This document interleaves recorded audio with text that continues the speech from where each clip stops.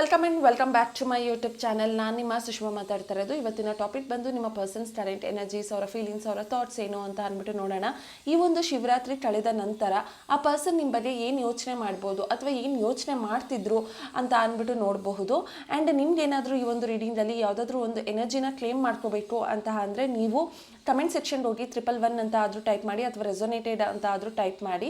ಹಾಗೆ ನಿಮ್ಮ ಒಂದು ರೀಡಿಂಗ್ ಪರ್ಸ್ನಲ್ ಆಗಿ ಬೇಕು ಅಂತ ಅಂದರೆ ನೀವು ನನ್ನ ಒಂದು ಡಿಸ್ಕ್ರಿಪ್ಷನಲ್ಲಿ ಕಾಣಿಸ್ತಾ ಇರೋವಂಥ ನಂಬರ್ಗಾದರೂ ಮೆಸೇಜ್ ಮಾಡಿ, ಇಲ್ಲ ಅಂತ ಅಂದರೆ ನೀವು ಈ ಡಿಸ್ಪ್ಲೇ ಆಗ್ತಾ ಇರೋವಂತಹ ನಂಬರ್ಗಾದರೂ ಕಾಲ್ ಮಾಡಿ ರೀಡಿಂಗ್ ಅನ್ನೋವಂಥದ್ದನ್ನು ತೊಗೋಬೋದು. ಓಕೆ, ಫಸ್ಟು ವರ್ಲ್ಡ್ ಕಾರ್ಡ್ ಅಂತ ಬರ್ತಾ ಇದೆ. ಈ ಒಂದು ವರ್ಲ್ಡ್ ಕಾರ್ಡ್ ಅಂತ ಬಂದಿದೆ ಅಂತ ಅಂದರೆ ಈ ಪರ್ಸನ್ ನಿಮ್ಮನ್ನು ಅವರ ಒಂದು ಪ್ರಪಂಚ ಅಂತ ಅಂದ್ಬಿಟ್ಟು ಅವರು ಫೀಲ್ ಮಾಡ್ತಾ ಇದ್ದಾರೆ. ನಿಮ್ಮ ಒಂದು ಜೀವನದಲ್ಲಿ ಈ ಪರ್ಸನ್ನ ನೀವು ಹೇಗೆ ನೋಡ್ತಿದ್ದೀರಾ ಅದೇ ಥರ ಈ ಪರ್ಸನ್ ಕೂಡ ನಿಮ್ಮನ್ನು ನೋಡ್ತಾ ಇದ್ದಾರೆ. ಅಂದರೆ ಆ ಪರ್ಸನ್ ಅನಿಸುತ್ತೆ ನೀವು ಅವರ ಲೈಫಲ್ಲಿ ಇದ್ದರೆ ಅವರು ಖುಷಿಯಾಗಿರ್ತಾರೆ, ಸಂತೋಷ ಇರುತ್ತೆ, ಅವರ ಜೀವನದಲ್ಲಿ ಒಂದು ಫುಲ್ಫಿಲ್ಮೆಂಟ್ ಇರುತ್ತೆ. ಜೀವನದ ಒಂದು ಟ್ರಾವೆಲ್, ಒಂದು ಜರ್ನಿಯಲ್ಲಿ ನೀವು ಅವ್ರಿಗೆ ಒಂದು ಒಳ್ಳೆ ಜೊತೆಗಾರರು ಅಂತ ಅಂದ್ಬಿಟ್ಟು ಈ ಪರ್ಸನ್ ಫೀಲ್ ಮಾಡ್ತಾರೆ. ಆ್ಯಂಡ್ ಅವ್ರಿಗೆ ಅನಿಸುತ್ತೆ ನೀವು ಅವರ ಜೊತೆಯಲ್ಲಿದ್ದರೆ ಅವರ ಒಂದು ಖುಷಿ ಸಂತೋಷ ಎಲ್ಲನೂ ಫುಲ್ಫಿಲ್ ಆಗುತ್ತೆ ಅಂತ ಅಂದ್ಬಿಟ್ಟು ಆ ಪರ್ಸನ್ ಫೀಲ್ ಮಾಡ್ತಾ ಇರೋವಂಥದ್ದು. ಹಾಗೆ ನಿಮ್ಮ ಒಂದು ಜೀವನದಲ್ಲಿ ಬೇರೆ ಬೇರೆ ವ್ಯಕ್ತಿಗಳ ಇಂಟರ್ಫಿಯರೆನ್ಸ್ ಅನ್ನೋವಂಥದ್ದು ತುಂಬ ಆಗ್ತಾ ಇತ್ತು ಅನ್ನೋವಂಥದ್ದು ಕಾಣಿಸ್ತಾ ಇದೆ ಇಲ್ಲಿ. ಆ್ಯಂಡ್ ಈ ಪರ್ಸನ್ನು ನಿಮ್ಮನ್ನು ಅವರ ಒಂದು ಇಂಪಾರ್ಟೆಂಟ್ ಚಾಪ್ಟರಲ್ಲಿ ನೀವು ಒಂದು ಮೇನ್ ಪಾತ್ರನ ವಹಿಸಿದ್ದೀರಾ ಅವರ ಲೈಫಲ್ಲಿ. ನೀವು ಅವರ ಲೈಫಲ್ಲಿ ಒಂದು ರೈಟ್ ಡೆಸ್ಟಿನಿ ಅಥವಾ ಒಂದು ರೈಟ್ ಚಾಯ್ಸ್ ಅಂತ ಅಂದ್ಬಿಟ್ಟು ಈ ಪರ್ಸನ್ ಫೀಲ್ ಮಾಡ್ತಿದ್ದಾರೆ. ಯಾಕೆ ಅಂದರೆ ವರ್ಲ್ಡ್ ಕಾರ್ಡ್ ಅಂತ ಬಂದಾಗ ಅವರು ನಿಮ್ಮನ್ನು ಅವರ ಪ್ರಪಂಚ ಅಂತ ಅಂದ್ಬಿಟ್ಟು ಈ ಪರ್ಸನ್ ಫೀಲ್ ಮಾಡ್ತಾ ಇದ್ದಾರೆ ಅನ್ನೋವಂಥದ್ದು ಇಲ್ಲಿ ಕಾಣಿಸ್ತಾ ಇರೋವಂಥದ್ದು. ಸೊ ದ ವರ್ಲ್ಡ್ ಕಾರ್ಡ್ ಅಂತ ಅಂದರೆ ನೀವೇ ಅವರ ಒಂದು ಜೀವನ, ನೀವೇ ಅವರ ಒಂದು ಪ್ರಪಂಚ ಅನ್ನುವಂಥದ್ದು ಇಲ್ಲಿ ಕಾಣಿಸ್ತಾ ಇದೆ. ಆ್ಯಂಡ್ ನೆಕ್ಸ್ಟ್ ನೋಡೋಣ. ಓಕೆ, ನೆಕ್ಸ್ಟ್ 10 ಆಫ್ ಕಪ್ಸ್ ಬರ್ತಾ ಇದೆ. 10 ಆಫ್ ಕಪ್ಸ್ ಅಂತ ಅಂದರೆ ಅಗೇನ್ ಈ ಪರ್ಸನ್ ನಿಮ್ಮನ್ನು ತುಂಬಾ ಇಷ್ಟಪಡುವಂಥದ್ದು, ಅವರ ಜೀವನದಲ್ಲಿ ನಿಮ್ಮನ್ನ ನೋಡಿದಾಗ ಖುಷಿ ಸಂತೋಷ, ಒಂದು ಫ್ಯಾಮಿಲಿ ಥರ ಟ್ರೀಟ್ ಮಾಡೋದು, ಅವರ ನನಸಾಗೋ ಥರ ಅವರು ಫೀಲ್ ಮಾಡೋವಂಥದ್ದು, ನೀವು ಅವರ ಒಂದು ಕಷ್ಟದಲ್ಲೂ ಕೂಡ ತುಂಬ ಸಪೋರ್ಟ್ ಅನ್ನುವಂಥದ್ದನ್ನು ಮಾಡಿದ್ದೀರಾ ಅನ್ನುವಂಥದ್ದು ಕಾಣಿಸುತ್ತೆ.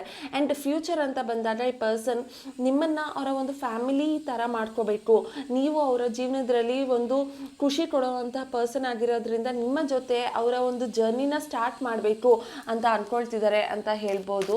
ಸೊ ಈ ಪರ್ಸನ್ ಬಂದು ನಿಮ್ಮನ್ನ ಒಂಥರ ಅವರ ಜೀವನದ ಒಂದು ಒಳ್ಳೆಯ ಪರಿಚಯ ನಿಮ್ಮ ಜೊತೆ ಆಗಿದೆ, ಅದೇ ಥರ ಒಂದು ಕೊನೆ ಕೂಡ ಆಗೋಣ ಅನ್ನೋ ಥರ ಫೀಲ್ ಮಾಡ್ತಿದ್ದಾರೆ. ಸೊ ಈ ಒಂದು ಜೀವನದಲ್ಲಿ ಈ ಪರ್ಸನ್ ನಿಮ್ಮನ್ನು ತುಂಬಾ ಇಷ್ಟಪಡ್ತಾ ಇದ್ದಾರೆ ಅನ್ನೋವಂಥದ್ದು ಕಾಣಿಸ್ತಿದೆ. ಬಟ್ 3 ಆಫ್ ಕಪ್ಸ್ ಅಂತ ಬಂದಾಗ ಅವ್ರಿಗೆ ನಿಮ್ಮದಿಂದ ಒಂದು ಖುಷಿ ಕೊಡುವಂತಹ ವ್ಯಕ್ತಿ ಇದ್ದಾರೆ ಅಂತ ಅವ್ರಿಗೆ ಅನ್ನಿಸ್ತಾ ಇದೆ. ಓಕೆನಾ? ಅಂದರೆ ಅವರ ಫ್ರೆಂಡ್ಶಿಪ್ ಆಗಿರ್ಬೋದು, ಅವರ ಫ್ರೆಂಡ್ ಸರ್ಕಲ್ ಆಗಿರ್ಬೋದು, ಅಥವಾ ಅವರ ಒಂದು ಖುಷಿ ಸಂತೋಷನ ಹಂಚ್ಕೊಳ್ಳೋಕ್ಕೆ ಇನ್ಯಾರೋ ಬೇರೆ ವ್ಯಕ್ತಿನೂ ಇದ್ದಾರೆ ಅವ್ರ ಜೀವನದಲ್ಲಿ ಅಂತ ಅಂದ್ಕೊಂಡಿದ್ದಾರೆ ಈ ಪರ್ಸನ್. ಆದರೆ ಅವ್ರಿಗೆ ರಿಯಾಲಿಟಿ ಗೊತ್ತಿಲ್ಲ, ನೀವು ಅವರ ಡೆಸ್ಟಿನಿ ಅಂತ ಅಂದ್ಬಿಟ್ಟು, ನೀವು ಅವರ ಹಣೆ ಬರೋದ್ರಲ್ಲಿ ಬರೆದಿರುವಂಥ ವ್ಯಕ್ತಿ ಅಂತ ಅಂದ್ಬಿಟ್ಟು ಈ ಪರ್ಸನ್ಗೆ ಇನ್ನೂ ರಿಯಲೈಸೇಷನ್ ಅನ್ನುವಂಥದ್ದು ಆಗ್ತಾ ಇಲ್ಲ ಅಂತ ಅಂದ್ಬಿಟ್ಟು ನೋಡ್ಬೋದು ಇಲ್ಲಿ. ಆ್ಯಂಡ್ ಅಗೇನ್ 4 ಆಫ್ ವಾಂಡ್ಸ್ ಅಂತ ಬರ್ತಾ ಇದೆ. ಸೊ ಇಲ್ಲಿ ಈ 2 ಕಾರ್ಡ್ನ ಜಾಯಿಂಟ್ ಮಾಡಿ ನೋಡಿದ್ರೆ ಇದು ಎಂಗೇಜ್ಮೆಂಟ್ ಕಾರ್ಡ್, ಇದು ಮ್ಯಾರೇಜ್ ಕಾರ್ಡ್, ಇದು ಸೆಲೆಬ್ರೇಷನ್ ಕಾರ್ಡ್, ಇದು ಫೈನಲಿ ಗುಡ್ ಔಟ್ಕಮ್ ಕಾರ್ಡ್ ಅಂತ ಹೇಳ್ತೀವಿ. ಸೊ ಈ ಪರ್ಸನ್ ನಿಮ್ಮ ಜೊತೆ ಇದ್ದಾಗ ಅವರಿಗೆ ಒಂದು ಖುಷಿ ಸಂತೋಷ ಅನ್ನೋ ವಾತಾವರಣದ ಜೊತೆಗೆ ನೀವು ಅವರ ಒಂದು ಖುಷಿಗೆ ಒಂದು ಪಾತ್ರರಾಗಿದ್ದೀರಾ. ಅವರ ಜೊತೆ ನೀವಿದ್ದಾಗ ನೀವು ಕೂಡ ಖುಷಿ ಪಟ್ಟಿದ್ದೀರಾ. ನಿಮಗೂ ಕೂಡ ಈ ಒಂದು ಫ್ರೆಂಡ್ಶಿಪ್ ಅನ್ನೋವಂಥದ್ದು ಕಂಟಿನ್ಯೂ ಆಗಬೇಕು, ನಿಮಗೂ ಈ ಒಂದು ರಿಲೇಷನ್ಶಿಪ್ ಅನ್ನುವಂಥದ್ದು ಕಂಟಿನ್ಯೂ ಆಗಬೇಕು ಅಂತ ಅನಿಸುತ್ತೆ. ಆ್ಯಂಡ್ ಇಲ್ಲಿ ಯಾರಾದರೂ ಸಿಂಗಲ್ ಅಂತ ಏನಾದರೂ ಇದ್ದರೆ ಅಥವಾ ಲವ್ ಫೇಲ್ಯೂರ್ ಆಗಿ ನೀವು ಮದುವೆ ಆಗಬೇಕು ಅಂತ ಅಂದ್ಕೊಂಡಿದ್ದೀನಿ ಅಂತ ಅಂದಿದ್ರೆ ಈ ಪರ್ಸನ್ ನಿಮಗೆ ರೈಟ್ ಚಾಯ್ಸ್, ಅವರು ನಿಮ್ಮ ಡೆಸ್ಟಿನಿಯಲ್ಲಿ ಬರೆದಿರೋವಂಥ ವ್ಯಕ್ತಿ, ಅವರು ನಿಮಗೆ ಒಂದು ಫ್ಯಾಮಿಲಿನ ಕೊಡೋವಂಥ ವ್ಯಕ್ತಿ. ನಿಮ್ಮಿಬ್ಬರ ಮಧ್ಯೆ ಒಂದು ಎಂಗೇಜ್ಮೆಂಟ್ ಆಗುತ್ತೆ ಮತ್ತು ನೀವಿಬ್ಬರು ಮದುವೆ ಆಗ್ತೀರಾ ಅಂತ ಅಂದ್ಬಿಟ್ಟು ಇಲ್ಲಿ ಕಾರ್ಡ್ ತೋರಿಸ್ತಾ ಇದೆ. ಸೊ ಸಿಂಗಲ್ಸ್ ಯಾರಾದರೂ ಇದ್ದರೆ ನಿಮಗೆ ಈ ಒಂದು ರೀಡಿಂಗ್ ಪ್ರಕಾರ ನಿಮ್ಮ ಪರ್ಸನ್ನು ನಿಮ್ಮ ಲೈಫಲ್ಲಿ ಮತ್ತೆ ವಾಪಸ್ ಬಂದು ನಿಮಗೆ ಒಂದು ಮ್ಯಾರೇಜ್ ಕಮಿಟ್ಮೆಂಟ್ ಅನ್ನೋವಂಥದ್ದನ್ನು ಕೊಡುವಂಥ ಎಲ್ಲ ಚಾನ್ಸಸ್ ಕೂಡ ಇದೆ.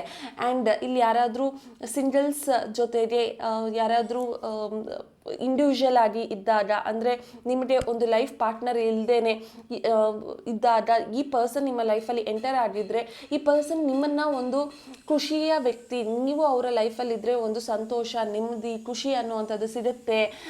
ನಿಮ್ಮ ಜೊತೆ ಅವರು ಒಂದು ಫ್ಯಾಮಿಲಿ ಥರ ಟ್ರೀಟ್ ಮಾಡ್ತಿದ್ದಾರೆ, ಅವರು ನಿಮ್ಮನ್ನು ಒಂದು ಫ್ಯಾಮಿಲಿಗಿಂತ ಹೆಚ್ಚಾಗಿ ನೋಡಿದ್ದಾರೆ, ನೀವು ಕೂಡ ಆ ಪರ್ಸನ್ನ ಒಂದು ಫ್ಯಾಮಿಲಿಗಿಂತ ಹೆಚ್ಚಾಗಿ ನೋಡಿದ್ದೀರಾ ಅಂತ ಅಂದ್ಬಿಟ್ಟು ಇಲ್ಲಿ ಕಾಣಿಸ್ತಾ ಇದೆ.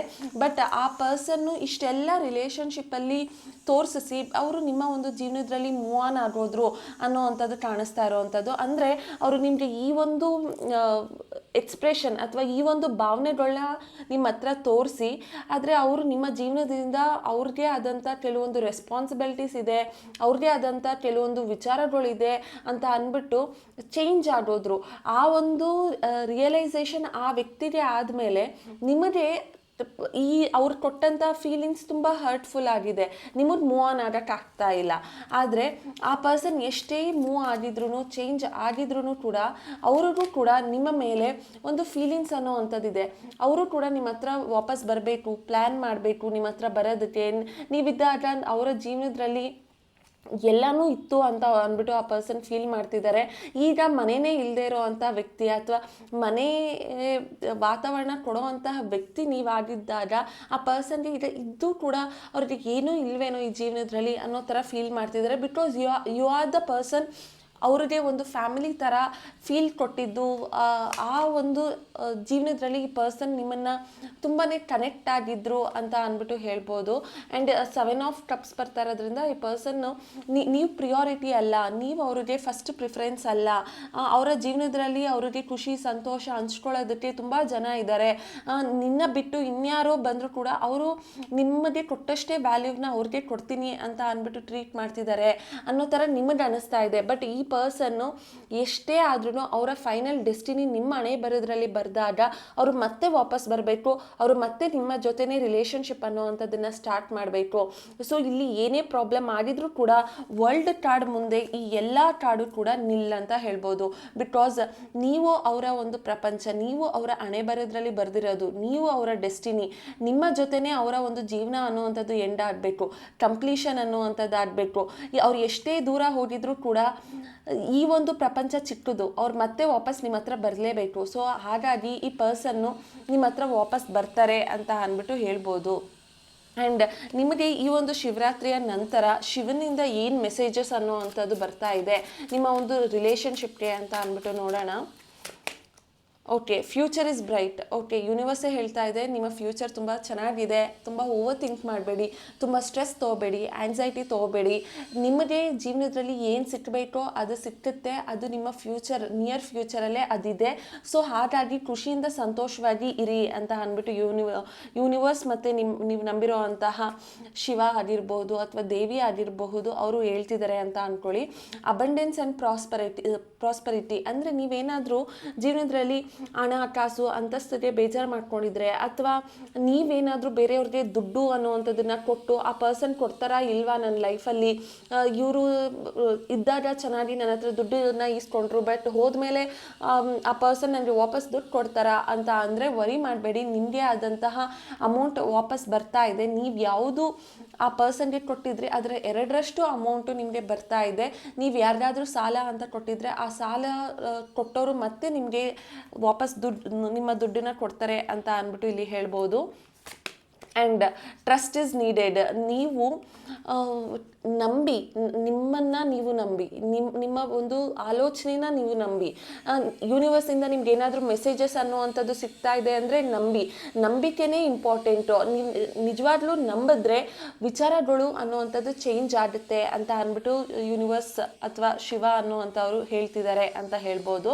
And avoid comparison. ನೀವು ನಿಮ್ಮನ್ನು ಬೇರೆಯವ್ರ ಜೊತೆ ಏನಾದರೂ ಕಂಪೇರ್ ಮಾಡ್ತಿದ್ದೀರಾ ನೋಡಿ, ಅವ್ರ ಜೀವನ ಚೆನ್ನಾಗಿದೆ, ಇವ್ರ ಜೀವನ ಚೆನ್ನಾಗಿದೆ, ಇವ್ರು ಕೆಟ್ಟವರು, ಇವ್ರಿಗೆ ಮಾತ್ರ ಒಳ್ಳೇದು ಒಳ್ಳೇದಾಗ್ತಿದೆ, ನಾನು ಇಷ್ಟೆಲ್ಲ ಒಳ್ಳೇದು ಮಾಡ್ತೀನಿ, ನನಗೆ ಒಳ್ಳೇದಾಗ್ತಾ ಇಲ್ಲ ಅಂತ ನೀವೇನಾದರೂ ಕಂಪ್ಯಾರಿಸನ್ ಮಾಡ್ತಾ ಇದ್ರೆ ಅದನ್ನು ನಿಲ್ಲಿಸಿ. ಯಾಕೆಂದರೆ ನಿಮ್ಮ ಫ್ಯೂಚರ್ ಚೆನ್ನಾಗಿದೆ. ನೀವು ನೆಗೆಟಿವ್ ಆಗಿ ಯೋಚನೆ ಮಾಡ್ತಿದ್ರೆ ಅಥವಾ ನೀವು ನಿಮ್ಮನ್ನೇ ಕಾನ್ಫಿಡೆನ್ಸ್ನ ಕಮ್ಮಿ ಮಾಡಿಕೊಂಡು ನೀವು ಬೇರೆಯವ್ರನ್ನ ಕಂಪೇರ್ ಮಾಡ್ಕೊಳ್ತಿದ್ರೆ ನಿಮಗೆ ಏನು ಸಿಗಬೇಕೋ ಅದು ಮುಂದೆ ಮುಂದೆ ಹೋಗ್ತಾ ಇರುತ್ತೆ. ಸೊ ನೀವು ಯೂನಿವರ್ಸ್ನ ನಂಬ್ತಾ ಹೋದರೆ ನಿಮಗೆ ಏನು ಸಿಗಬೇಕೋ ಅದು ರೈಟ್ ಟೈಮಲ್ಲಿ ಸಿಗುತ್ತೆ. ಹಾಗೆ ನಿಮಗೆ ನಿಯರ್ ಫ್ಯೂಚರಲ್ಲೇ ನಿಮಗೆ ಒಳ್ಳೇದಾಗುವಂಥದ್ದು ಎಲ್ಲ ಇದೆ. ಸೊ ನೀವು ಕಂಪೇರ್ ಮಾಡೋದನ್ನು ನಿಲ್ಲಿಸ್ಕೊಳ್ಳಿ. ನೀವು ಬೇರೆಯವರ ಹತ್ರ ಬೇರೆಯವರ ವಿಚಾರದಲ್ಲಿ ನೀವೇನಾದರೂ ಕಂಪ್ಯಾರಿಸನ್ ಮಾಡ್ಕೊಳ್ತಾ ಇದ್ರೆ ಅದನ್ನು ಕಮ್ಮಿ ಮಾಡಿಕೊಂಡ್ರೆ ನಿಮ್ಮ ಜೀವನ ಅನ್ನುವಂಥದ್ದು ತುಂಬಾ ಚೆನ್ನಾಗಿರುತ್ತೆ. ಸೊ ಕಂಪ್ಯಾರಿಸನ್ ಮಾಡಿಕೊಂಡು ನೀವು ಅಳೋದು, ಬೇಜಾರು ಮಾಡ್ಕೊಳ್ಳೋದು, ದುಃಖ ಪಡೋದು ಏನೂ ಅವಶ್ಯಕತೆ ಇಲ್ಲ ಅಂತ ಅಂದ್ಬಿಟ್ಟು. So it's a strong message ಅಂತ ಹೇಳ್ಬೋದು. ನೀವೇ ಓದ್ಬೋದು. Don't give up, start again ಅಂತ ಬರ್ತಾ ಇದೆ. ಅಂದರೆ ನೀವು ಈ ಒಂದು ರಿಲೇಷನ್ಶಿಪ್ನ ಏನಾದರೂ ಗಿವ್ ಅಪ್ ಮಾಡಿಬಿಟ್ಟಿದ್ರೆ ಆ ಪರ್ಸನ್ಗೆ ನೀವು ಪ್ರಿಯಾರಿಟಿ ಅಲ್ಲ, ಅವರು ನಿಮ್ಮ ಜೊತೆ ಆಟ ಆಡ್ತಾ ಇದ್ದಾರೆ ಅಂತ ಅಂದ್ಬಿಟ್ಟು ನಿಮ್ಗೆ ಏನಾದರೂ ಅನಿಸಿದ್ರೆ ಅದು ಎಲ್ಲ ಸುಳ್ಳು. ನೀನು ಗಿವ್ ಅಪ್ ಮಾಡಬೇಡ, ಈ ಒಂದು ರಿಲೇಷನ್ಶಿಪ್ನ ನೀನು ಬಿಟ್ಕೊಡ್ಬೇಡ. ಈ ಪರ್ಸನ್ ನಿನಗೆ ಅಂತಲೇ ಬಂದಿರೋವಂಥ ವ್ಯಕ್ತಿ. ನಿನ್ನ ಲೈಫಲ್ಲಿ ಇವರು ನಿನ್ನ ಒಂದು ಜೀವನದ ಮೇಜರ್ ಚಾಪ್ಟರ್ನ ಬರೆಯುವಂತಹ ವ್ಯಕ್ತಿ. ಸೊ ಈ ಪರ್ಸನ್ನ ನೀನು ಗಿವ್ ಅಪ್ ಮಾಡಬೇಡ. ಸೊ ಸ್ಟಾರ್ಟ್ ಅಗೇನ್ ಅವರ ಜೊತೆ ಮತ್ತೆ ನೀನು ಒಂದು ರಿಲೇಷನ್ಶಿಪ್ನ ಸ್ಟಾರ್ಟ್ ಮಾಡು.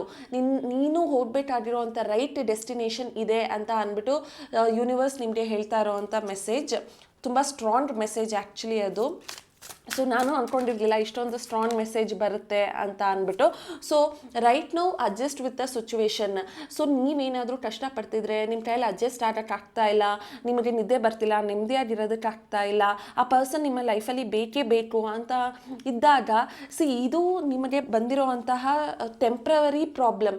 ಸೊ ಅದಕ್ಕೆ ಅಡ್ಜಸ್ಟ್ ಆಗಿ ಅದು ನಿಮ್ಮನ್ನು ಒಂದು ಬ್ರೈಟ್ ಫ್ಯೂಚರ್ಗೆ ಹೇಳ್ಕೊಂಡು ಹೋಗ್ತಾ ಇದೆ. ನೀವು ಮತ್ತೆ ರಿಲೇಷನ್ಶಿಪ್ನ ಸ್ಟಾರ್ಟ್ ಮಾಡಬೇಕಾದ್ರೆ ಇದೆಲ್ಲ ನಿಮಗೆ ತುಂಬ ಚಿಕ್ಕದು. ಓಕೆ, ಸೊ ಸಿಚುವೇಶನ್ಗೆ ಈಗ ಅಡ್ಜಸ್ಟ್ ಆಗಿ, ಆದರೆ ಫ್ಯೂಚರ್ ತುಂಬ ಬ್ರೈಟ್ ಆಗಿದೆ. ರಿಲೇಷನ್ಶಿಪ್ನ ಮತ್ತೆ ರೀಸ್ಟಾರ್ಟ್ ಅನ್ನೋವಂಥದ್ದನ್ನು ಮಾಡ್ತೀರಾ.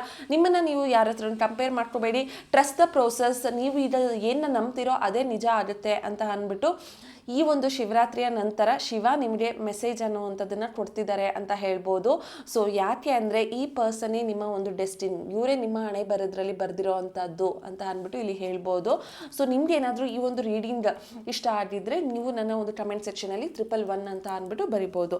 ಆ್ಯಂಡ್ ಯಾರಿಗೆಲ್ಲ ಈ ಒಂದು ರಿಲೇಷನ್ಶಿಪ್ ಸರಿ ಹೋಗಬೇಕು, ಒಂದು ಮಿಸ್ಅಂಡರ್ಸ್ಟ್ಯಾಂಡಿಂಗ್ ಇದೆ, ಒಂದು ಕ್ಲಾರಿಟಿ ಸಿಗಬೇಕು ಅಂತ ಅಂದರೆ ನೀವು ರೋಸ್ ಕ್ವಾರ್ಟ್ಸ್ ಬ್ರೇಸ್ಲೆಟ್ನ ವೇರ್ ಮಾಡ್ಬೋದು. ಈ ಒಂದು ರೋಸ್ ಕ್ವಾರ್ಟ್ಸ್ ಅಮೌಂಟ್ ಬಂದು 650 ರೂಪಾಯಿ ಆಗುತ್ತೆ. ಆ್ಯಂಡ್ ಇದು ಮನಿ ಅಟ್ರಾಕ್ಷನ್ ಬ್ರೇಸ್ಲೆಟ್. ನಿಮ್ಗೆ ಏನಾದರೂ ಮನಿ ಅಟ್ರಾಕ್ಷನ್ ಬ್ರೇಸ್ಲೆಟ್ ಬೇಕು ಅಂತ ಅಂದರೆ ನನಗೆ ಅಪ್ಡೇಟ್ ಮಾಡಿ. ಇದು ಮನಿನ, ಪ್ರಾಸ್ಪರಿಟಿನ ಅಥವಾ ಜಾಬ್ನ ನೀವೇನಾದರೂ ಹುಡುಕ್ತಾ ಇದ್ರೆ ಅಥವಾ ಸಾಲ ಕೊಟ್ಟಿರೋರು ಮತ್ತೆ ವಾಪಸ್ ದುಡ್ಡು ಕೊಡ್ತಿಲ್ಲ ಅಂತ ಅಂದರೆ ಪ್ರತಿಯೊಂದು ಮನಿಗೆ ಈ ಒಂದು ಬ್ರೇಸ್ಲೆಟ್ ತುಂಬ ಇಂಪಾರ್ಟೆಂಟ್ ಆಗುತ್ತೆ. ಇನ್ ಕೇಸ್ ನೀವೇನಾದರೂ ಬಿಸ್ನೆಸ್ ಮಾಡ್ತಿದ್ರೆ, ಬಿಸ್ನೆಸ್ಸಲ್ಲಿ ಲಾಸ್ ಆಗ್ತಾ ಇದೆ ಅಥವಾ ಕೆರಿಯರಲ್ಲಿ ಮುಂದೆ ಹೋಗೋಕ್ಕಾಗ್ತಾ ಇಲ್ಲ ಅಂತ ಅಂದರೆ ಈ ಒಂದು ಬ್ರೇಸ್ಲೆಟ್ನ ನೀವು ವೇರ್ ಮಾಡಿದರೆ ನಿಮ್ಮ ಲೈಫಲ್ಲಿ ನೀವು ತುಂಬಾ ಖುಷಿಯಾಗಿ ಮನಿನ ಅಟ್ರ್ಯಾಕ್ಟ್ ಮಾಡ್ತೀರಾ. ಸೊ ನಿಮ್ಗೇನಾದರೂ ರೋಸ್ ಕ್ವಾರ್ಟ್ಸ್ ಮತ್ತು ಮನಿ ಅಟ್ರಾಕ್ಷನ್ ಬ್ರೇಸ್ಲೆಟ್ ಬೇಕು ಅಂತ ಅಂದರೆ ನನ್ನ ಒಂದು ವಾಟ್ಸಪ್ ನಂಬರ್ಗೆ ನೀವು ಮೆಸೇಜ್ ಆದರೂ ಮಾಡಿ ಅಥವಾ ನನಗೆ ಡೈರೆಕ್ಟಾಗಿ ಕಾಲ್ ಮಾಡಿ ಬುಕ್ ಮಾಡಿಕೊಂಡ್ರೆ ನಾನು ನಿಮ್ಮ ಮನೆಗೆ ಕೊರಿಯರ್ ಅನ್ನೋವಂಥದ್ದನ್ನು ಮಾಡಬಹುದು. ಸೊ ಇದಾಗಿತ್ತು ಇವತ್ತಿನ ರೀಡಿಂಗ್. ನಿಮ್ಗೆ ಏನಾದರೂ ಈ ರೀಡಿಂಗ್ ಇಷ್ಟ ಆಗಿದ್ರೆ ನನಗೆ ಕಮೆಂಟ್ ಸೆಕ್ಷನಲ್ಲಿ ತಿಳಿಸಿ. Thank you.